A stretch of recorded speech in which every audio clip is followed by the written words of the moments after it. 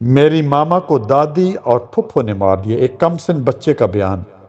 ڈسکا کے گاؤں میں سسرال والوں، اس کی سکی خالہ اور ساس بھی، اور نند اور اس کے بیٹے نے 7 ماہ کی حاملہ بہو کو قتل کر کے اس کے جسم کے پہلے ٹکڑے ٹکڑے کر کے 2 بوریوں میں بند کر کے اس کی لاش کو نہر میں پھینک دیا، اور یہاں تک بس نہیں کیا بلکہ اس کا سر دھڑ سے الگ کر کے اس کو چولہے پر جلایا تاکہ اس خاتون کی شناخت نہ ہو سکے۔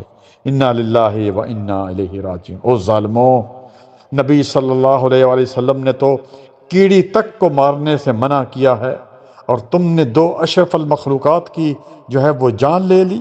اور رسول اللہ صلی اللہ علیہ وآلہ وسلم نے تو فرمایا کہ خالہ جو ہے وہ بمقام جو ہے ماں کی ہوتی ہے، جو خالہ ہوتی ہے۔ یہ کیسی خالہ تھی کہ جس نے جو ہے اپنی بھانجی پر اتنا ظلم کیا۔ اور میرے بھائی اور بہنوں، اللہ تعالیٰ نے قاتل کی 4 سزائیں سورۃ النساء میں جو ہیں وہ بیان کی ہیں۔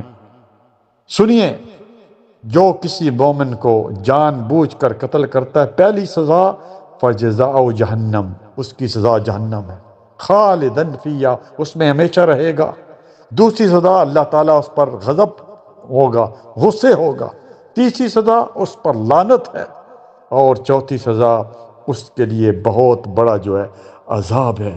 اور ہم آج چھوٹی چھوٹی جو ہے وہ باتوں پر قتل کر دیتے ہیں۔ ایک موبائل جو ہے وہ چھیننے کے بعد نہ دینے پر جو ہے ہم قتل کر دیتے ہیں۔ کیا جواب دیں گے کل قیامت والے دن؟ اللہ تعالیٰ نے تو قرآن کریم سورۃ مائدہ کی آیت نمبر 32 میں فرمایا کہ ایک قتل جو ہے گویا کہ کیا ہے، اس نے تمام انسانوں کا قتل کر دیا۔ جزاک اللہ خیر، بارک اللہ۔